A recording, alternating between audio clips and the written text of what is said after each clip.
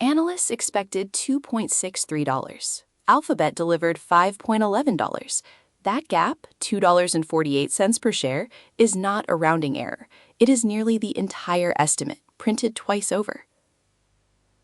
On April 30, Alphabet shares surged 10%, adding more than $300 billion in market capitalization in a single session. Its total valuation crossed $4.5 trillion. Meanwhile, Meta Platforms shed roughly $175 billion the same day, despite posting stronger top-line revenue growth than most peers expected.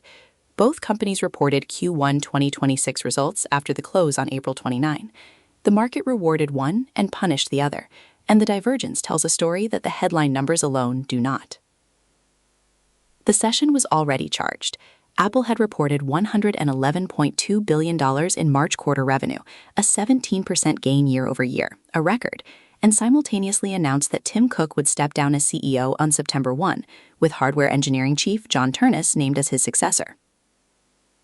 Amazon had disclosed that its cloud backlog reached $364 billion in Q1, up sharply from $244 billion just one quarter prior, not yet counting a newly announced $100 billion-plus deal with Anthropic. Microsoft was trading 4.6% lower after its own earnings, with investors unsettled by $35 billion in quarterly capital expenditures pressuring free cash flow. The hyperscaler earnings week had become a test of one central question: can AI spending produce visible returns before the cash drain becomes the story? For most of the week, the answer was murky. Then, Alphabet answered it differently. Google Cloud reported $20 billion in Q1 revenue, up 63% year over year. Enterprise AI demand is, according to the company, running ahead of available supply. Cloud backlog climbed to more than $460 billion, nearly doubling sequentially. Search queries reached an all-time high, driven by Gemini integration. Consumer AI subscriptions topped 350 million. Alphabet's Q1 capital expenditure was $35.7 billion, comparable to Microsoft's, and the company raised its full-year 2026 Capex guidance, yet the stock went up 10%. Microsoft, spending similar amounts, fell 4.6%. That is the question that does not resolve clearly. What made the same dollar of AI spending worth more in Mountain View than in Redmond on April 30? The EPS beat of 94% over consensus is not entirely explained by Google Cloud alone. Alphabet's net margin for the quarter came in at 32.81%, among the highest in its history as a public company. Return on equity was 35.01%. These are not the numbers of a company burning capital into future optionality. They are the numbers of a company converting AI investment into current period profit at scale now. The mechanism begins in the chip stack. One analyst noted during the session that Alphabet is selling their own chips, selling their own microchips, and that is really becoming a big business for them. Google's Tensor processing units, developed internally, not purchased from NVIDIA, have progressively reduced the marginal cost of running inference workloads at Google scale. When cloud revenue grows 63%, but the cost structure does not scale proportionally, margin expands. That is what happened in Q1. Meta's situation is structurally different. Meta raised its 2026 Capex forecast by $10 billion to a range of $125 billion to $145 billion on the high end. Analysts noted that Meta may actually lose money, negative free cash flow in the next year or two as they spend more than they're earning.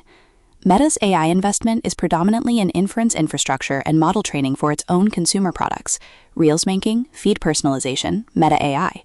These do not generate direct cloud revenue. The spending is real. The externally billable output is not yet. Amazon sits in a different position again. Its $364 billion cloud backlog, a figure representing future contracted revenue not yet recognized, is the clearest evidence in this earnings cycle that enterprise demand for AI infrastructure is durable, not speculative. But backlog is not cash. Amazon's Q1 results showed the cash flow pressure that comes with $200 billion in annual capital spending. The backlog is the bull case. The free cash flow is the constraint. Here, the pattern that seemed to resolve itself opens again. Alphabet's margin expansion argues that the AI cost curve can be bent through vertical integration, custom silicon, proprietary infrastructure, own distribution. That logic holds while Google's hardware advantage compounds and cloud keeps taking enterprise share. There is one condition where it doesn't. If a competitor closes the inference cost gap without Alphabet's revenue diversification, the margin story depends on cloud continuing to outgrow the spending. JP Morgan raised its Alphabet price target to $460 from $395 following the print, citing the cloud acceleration and AI monetization trajectory. The week produced a rough taxonomy of where AI spending stands in mid-2026. Alphabet and Amazon have external customers paying for compute, revenue that scales with enterprise adoption. Microsoft does too, but Azure's Q3 growth came in modestly below some estimates, and the elevated Capex without a corresponding Alphabet-style margin beat is why the stock went lower. Meta is spending towards its own consumer flywheel, with returns arriving later and harder to isolate. The Fed is a variable none of this can ignore. Jerome Powell closed what is likely his final FOMC press conference this week with the phrase, "I won't see you next time." The Senate Banking Committee voted 13-11 along strict party lines, the first fully partisan committee vote on a Fed chair in the panel's recorded history, to advance Kevin Warsh's nomination as Powell's replacement. Former Fed economist Claudia Sahm called the vote not normal and flagged that Warsh's tenure could introduce new uncertainty into central bank independence. Alphabet's $5.11 EPS beat happened against a macro backdrop where rate policy is entering a period of political proximity it has not seen in recent memory. A more accommodative Fed supports growth multiples. A politicized one introduces a discount rate no earnings model fully prices. On the GLP-1 side of the ledger, which sounds unrelated until you consider that it is currently the second largest capital allocation debate in U.S. equity markets, Eli Lilly reported Q1 revenue of $19.8 billion, up 56% year over year, with EPS of $8.26, up 170%. The company raised full-year guidance to $83.5 billion at the midpoint.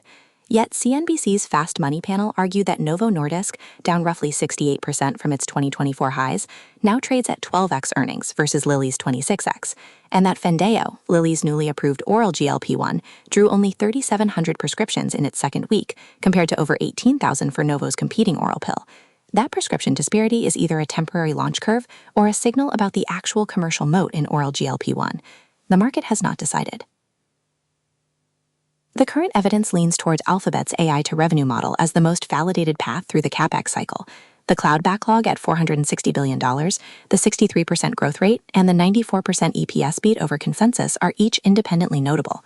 That lean holds as long as enterprise cloud adoption continues to accelerate and Google's custom silicon advantage does not erode. If either softens, if Azure or AWS narrows the infrastructure cost gap, or if enterprise AI spending pauses as procurement cycles catch up with infrastructure deployments, the premium the market assigned Alphabet on April 30 becomes the new expectation that the next quarter must exceed. The verification level is straightforward. Google Cloud's Q2 revenue growth rate. If it holds at or above 60%, the beat was not a one-quarter anomaly. If it decelerates materially, the question becomes whether April 30 was a ceiling or a floor.